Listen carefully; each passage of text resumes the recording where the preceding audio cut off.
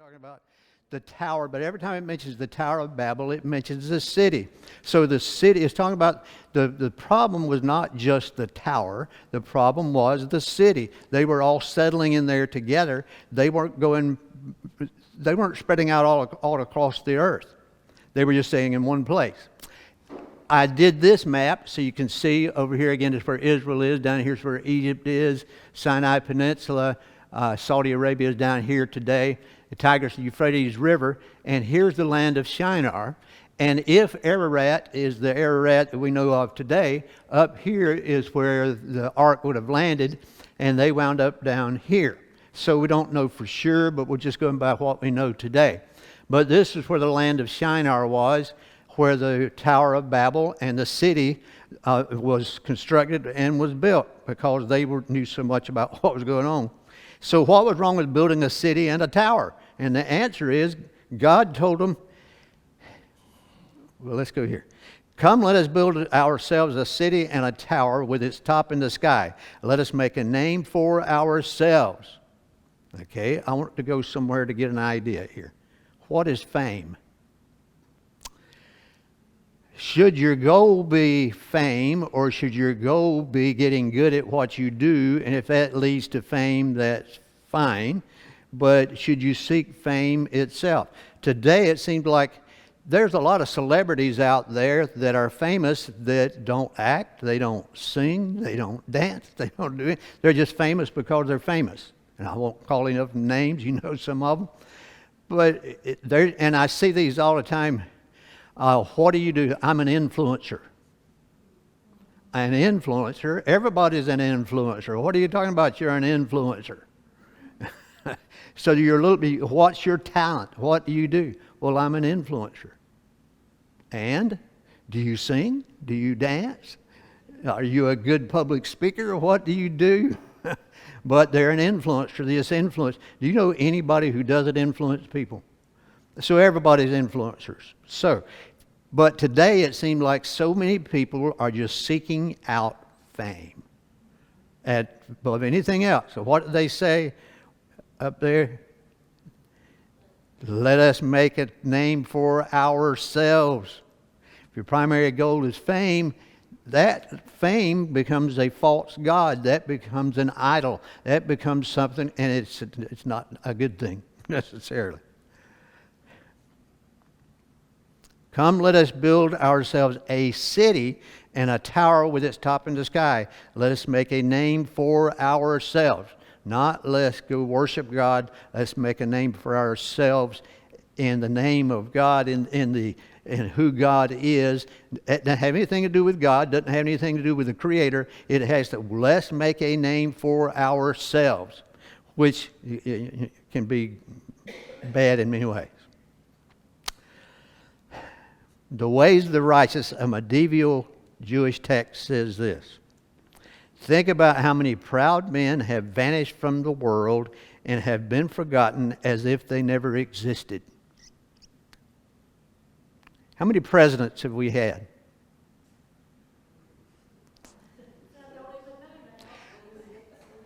How many of them can you name?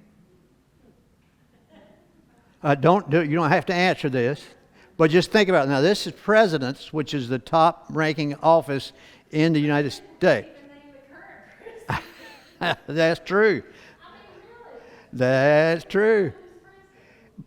But the point is, even if you... Okay, let me ask you this. Benjamin Harrison was one of our presidents. What did he do? What was he famous for? What did he accomplish? Okay. If I said Abraham Lincoln, what did he accomplish? You can name a couple of things, but you really don't know much about him. You can't name much. There's not much you can say about anybody back in the past. When people pass away, and of course I ask this question all the time, you know who your parents are. Do you know who your grandparents are? Most of us say yes. How about your great-grandparents? Maybe. How about your great-great-grandparents? You say, I don't have the foggiest idea. The only reason I know any of them is because I have some genealogies on them and I can look them up. But I don't know anything about them. I don't know what they look like. I don't know how tall they were. I don't know anything about them. Because once we pass through We just had a funeral Sunday afternoon, and I've known this lady I've known her all my life, and she's passed from this world. How well do my children know her? They know her a little bit. I knew her fairly well. How about their children, my grandchildren? They don't even know who she is. And that's not to make us, it's not to create a negative view, but if you're looking to make a name for yourself, what does that mean? What does that accomplish? There's only a few people that you can name from the past. It's few entertainers. You can name some presidents, but like I said, most of them you don't know what they did. If I were to give you if I would hand out paper and said list everything that you know about George Washington, for instance, I bet you for most everybody it'd be a short list because we don't know. And he was a famous man. So when you're looking for fame and looking for them like you're going to make a name for yourself, how long will that last? Persian proverb says, after the game is over, the pawn and the king go in the same box. I thought that was wise.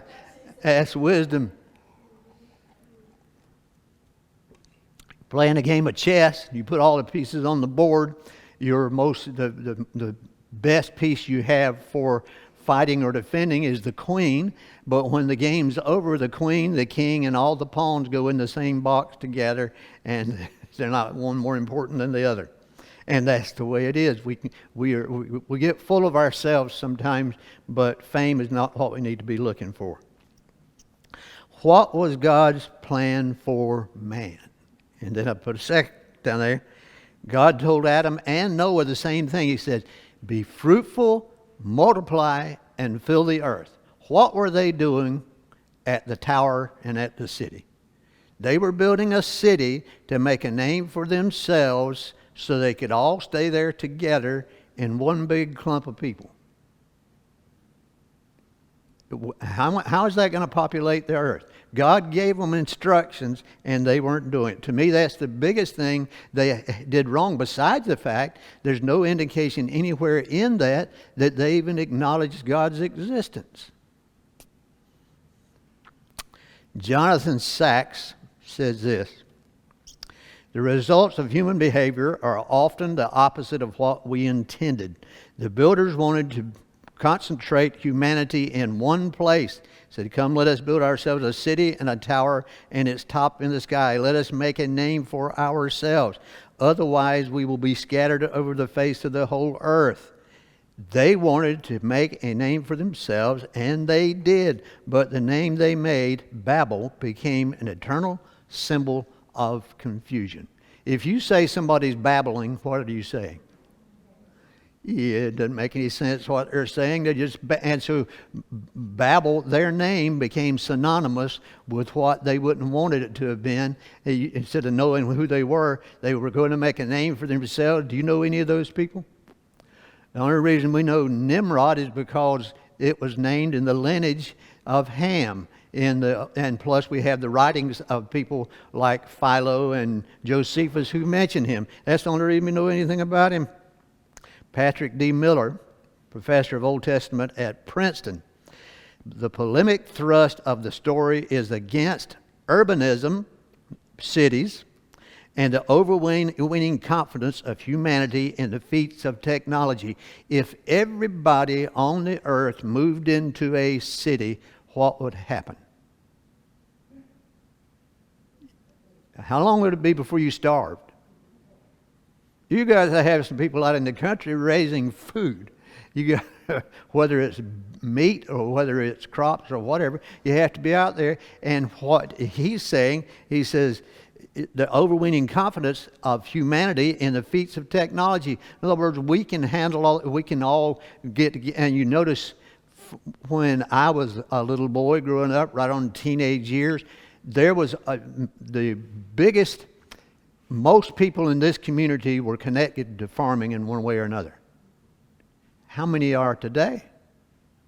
It gets smaller and smaller. The cities are getting bigger and bigger, and the country is getting less and less. That country out in the country like we are is getting less populated. People going other places, and for some good reason. I'm not saying it's all bad reasons.